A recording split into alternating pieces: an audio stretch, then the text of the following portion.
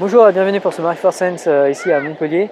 J'aimerais aujourd'hui parler d'une citation de Eliezer Yudkowsky, qui est l'un des auteurs du blog Less Wrong, qui a écrit un bouquin qui s'appelle, il y a un bouquin qui est sorti plutôt, qui est une compilation de ses billets de blog qui s'appelle Rationality from AI to Zombie. Et l'une des citations, il y a beaucoup de citations assez amusantes, récurrentes de Yudkowsky. Il y en a une dont j'aimerais parler aujourd'hui, c'est celle qui dit que l'inverse de la stupidité n'est pas l'intelligence.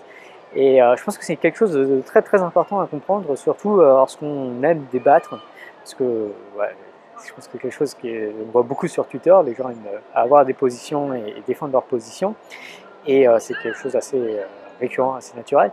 Et le gros problème, c'est que souvent, lorsqu'on va défendre une position, une façon de le faire, notamment sur Twitter, c'est de chercher à ridiculiser les arguments du côté opposé. Et pour ce faire, malheureusement, ce qui est fait souvent, c'est parce que c'est le plus facile à faire, c'est de choisir les plus mauvais arguments du côté opposé et d'essayer de les ridiculiser, de se moquer de ces arguments du côté opposé. Et je pense que ça, c'est quelque chose d'extrêmement mal, extrêmement nuisible, qui a des conséquences très très mauvaises, très peu désirables. Tout point de vue, du coup, voilà, le message principal de cette vidéo, c'est si vous avez tendance à faire ça, à vous aimez vous moquer publiquement des arguments idiots du camp opposé au vôtre, voilà, le message de cette vidéo, c'est je pense qu'il faudrait que vous arrêtez. Voilà, ça vaut ce que ça vaut, mais voilà, c'est ce dont on va parler aujourd'hui. Alors ce genre de façon de faire, c'est malheureusement quelque chose que je vois beaucoup chez pas mal de gens que j'admire, notamment des youtubeurs typiquement, qui parlent de sujets de société qui sont dits délicats, difficiles, et sur lesquels il faut avoir un avis informé, et notamment il y a beaucoup d'études scientifiques qui peuvent contribuer à mieux structurer la réflexion. Donc je pense typiquement à des sujets super touchy comme le réchauffement climatique, la vaccination ou l'homéopathie. Donc sur tous ces sujets-là, il y a beaucoup d'opposition, beaucoup d'arguments débiles, à la fois des arguments anti-scientifiques débiles, mais aussi des arguments scientifiques assez débiles. Et je pense que c'est très important d'insister sur le fait que rejeter un argument débile du camp opposé ne fait pas du tout avancer en fait le schmilblick, parce qu'il y a des arguments opposés dans tout, des arguments débiles qui défendent de tout et n'importe quoi, y compris les sciences. Et malheureusement, je trouve ça toujours très gênant de voir voilà, un argument débile pour le côté opposé, parce que généralement c'est toujours le côté opposé qu'on va moquer et chercher à ridiculiser.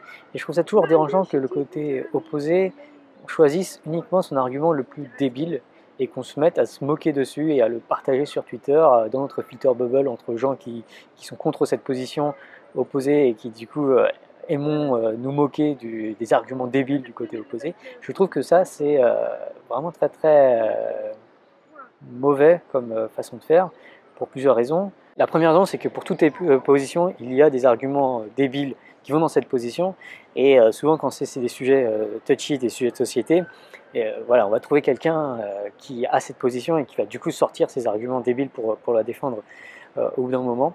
Et ça fait que rejeter un argument débile ou se moquer d'un commentaire YouTube débile qui défend telle ou telle position, en fait, ça fait pas du tout avancer le débat, ça sert à rien, quoi. Techniquement, ça fait même perdre du temps, ça attire l'attention sur quelque chose qui n'est pas pertinent. Et ça fait beaucoup parler, beaucoup se concentrer sur des sujets qui ne sont pas les sujets importants. Deuxième conséquence plus grave à mon sens, c'est le fait que du coup ça ramène les niveaux des débats toujours plus bas.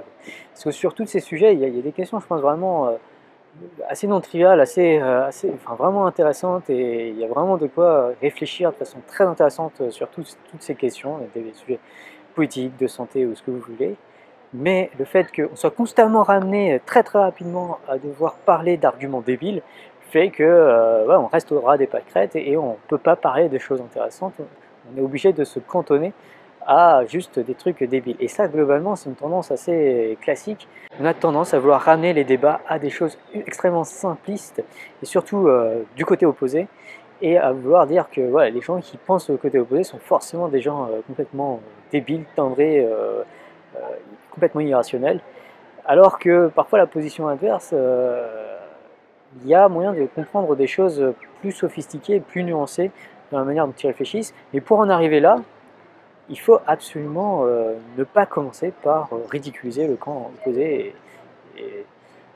Sur Twitter, il y a un effet d'écho en plus qui est assez horrible, qui fait que ouais, quand quelqu'un commence à se moquer de quelque chose, et il va y avoir des commentaires qui vont très rapidement dire qu'il faut vraiment être débile pour penser X, et voilà, tout de suite le débat est revenu au niveau zéro, au niveau débilité maximale, et c'est dommage. C'est dommage parce qu'après on prend l'habitude d'avoir ces débats de niveau zéro dans tous les domaines, et voilà. Ensuite, une troisième raison pour laquelle je pense que c'est vraiment mal de partager ce genre de choses, de commentaires, notamment YouTube, c'est débile. Déjà, je comprends hein, les youtubeurs qui font ça, parce que moi j'ai pas mal envie de faire ça, et je l'ai fait, et j'ai tant envie de faire ça. Voilà, il y a un commentaire débile dans ma vidéo, ça m'énerve, parce que bon, c'est difficile d'être indifférent en commentaire YouTube, hein. C'est des messages qui vous sont adressés directement, et parfois ils sont très violents. Et du coup, on est forcément un petit peu dans un état émotionnel pas à l'aise, on va dire, pas serein. Et du coup, on a envie de dire, mais regardez quel point c'est débile, de partager, de montrer ça à quelqu'un. Et en particulier, si on met ça sur Twitter, en fait, voilà, on a envie d'avoir le soutien de toute notre communauté et de tous les gens qui pensent comme nous. Et on a envie que, il y ait tout plein de gens qui disent, ah oui, c'est vrai que c'est complètement débile. Et ça a le très mauvais goût de renforcer l'hooliganisme politique, c'est de se dire qu'il y a des camps, que nous on est dans le bon camp, et que les autres sont soit mauvais, soit méchants. Je pense que c'est vraiment une attitude très récurrente, c'est très naturel. Ouais, une vidéo qui dit que c'est même la morale sélectionnée par la sélection naturelle. Et je pense qu'il faut absolument lutter contre ça parce que ça crée des clans sur Twitter, partout.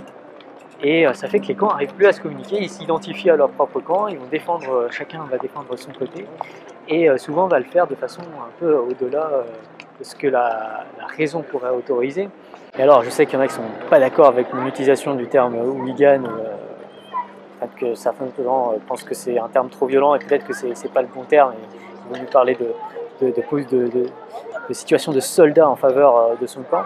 C'est le terme qu'utilise Julia Galef dans ce superbe TED. En tout cas, moi, à titre personnel, que vous appelez ça comme vous voulez, hooligan ou être soldat en faveur de son propre camp, je trouve que c'est une position qui est extrêmement problématique parce que, en fait, c'est vraiment l'état d'esprit où on a un but, qui est souvent défendre notre camp et détruire le camp adverse, et on va utiliser uniquement de notre raison pour atteindre cet objectif.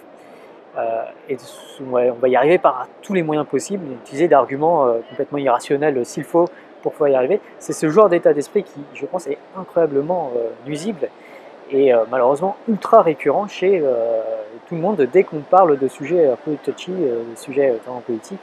On a un camp, on s'identifie à un camp et on veut défendre notre camp. Et en le défendant, on utilise tous les stratagèmes possibles. Et un des pires stratagèmes, c'est d'essayer de prendre ce qui est le plus ridicule dans le camp opposé et de s'en moquer. Et je pense que ça, c'est une très mauvaise attitude à avoir, parce que ça va renforcer les camps. Chacun va se conforter dans l'idée que notre camp est le bon camp et que le camp opposé est vraiment soit méchant, soit mauvais. Et ça, je pense que c'est un énorme problème de société de façon très générale, parce qu'au final, typiquement sur des sujets politiques, par exemple sur la redistribution des richesses, au final tout le monde veut à peu près la même chose, quoi. Il y a des consensus en société, des consensus relatifs, qui ne sont pas vraiment des consensus exacts, mais globalement il y a vraiment des consensus assez étonnants. À la fois les riches veulent, en tout cas d'après une étude de Piketty, une étude de Dan Ariely notamment, les riches veulent gagner moins d'une certaine manière, veulent que l'argent soit mieux redistribué, et les pauvres sont conscients que les inégalités, ou en tout cas pensent que les inégalités de richesse sont souhaitables en société, que ce soit aux États-Unis ou en France. C'est très surprenant, mais en fait, sur le point de la redistribution de richesse, on est tous d'accord. Et je pense que la raison, on est globalement tous d'accord, il y a des petites différences, mais ces différences sont négligeables par rapport, la différence entre les opinions des gens sont négligeables par rapport à la différence entre ceux qu'ils veulent globalement et l'état actuel de la redistribution de richesse dans la société. Et du coup, on a tous envie que ça aille dans le même sens d'une certaine manière. Il n'y a pas de méchant ou de mauvais dans cette histoire. Il y a de tous à peu près la même chose. Sauf que je pense que l'hooliganisme scientifique est l'une des raisons, l'hooliganisme politique est l'une des raisons majeures pour laquelle on n'arrive pas à mettre en évidence ce consensus.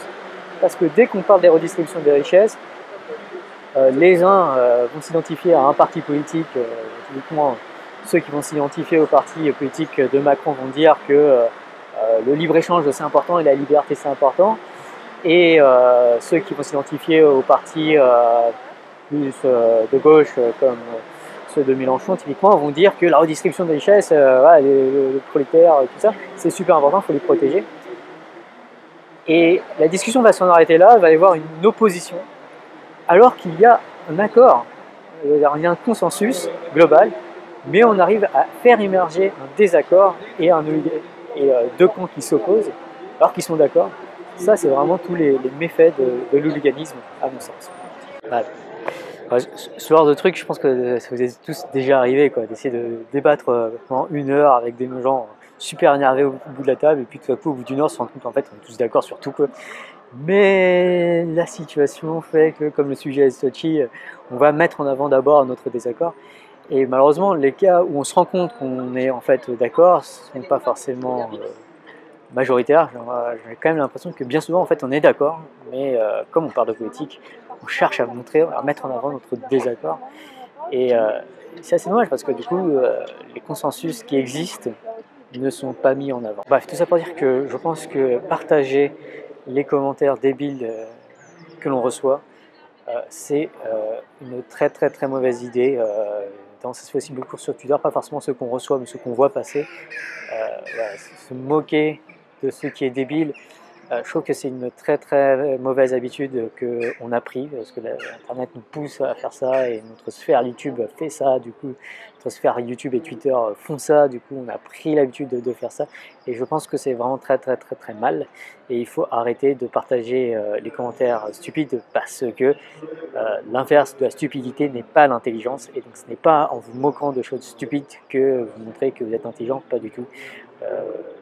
Bien souvent, malheureusement, je trouve que en fait, se moquer des trucs stupides est en fait également tout aussi stupide. Et du coup, vous vous demandez peut-être comment moi je réagis maintenant à des commentaires débiles sur ma chaîne. Je les supprime. Voilà, c'est une façon de donner beaucoup moins d'importance à ceux qui, je pense, ne méritent aucune importance, plutôt que de leur donner l'importance, plutôt que de créer une importance à ce genre de messages en les partageant sur les réseaux sociaux. Donc plus globalement, je pense qu'il faut arrêter de se moquer des trucs débiles, et surtout quand on s'intéresse à ce que pense le camp opposé et qu'on cherche par exemple à rejeter ses arguments, je pense qu'il faut absolument chercher à rejeter les arguments les plus intelligents en fait du camp opposé, parce que c'est comme ça qu'on élève le niveau du débat, qu'on rend le débat intéressant, et on peut d'ailleurs concéder des choses au camp opposé. C'est comme ça aussi qu'on peut se rendre compte aussi de consensus en fait qui existe entre différentes communautés. Bref, partager l'intelligence, pas la stupidité. Ça, c'était My 4 cents. Ça vaut ce que ça vaut, et je vous invite à en débattre dans les commentaires. Mais sachez que les arguments qui consistent à rejeter la stupidité d'arguments opposés seront supprimés.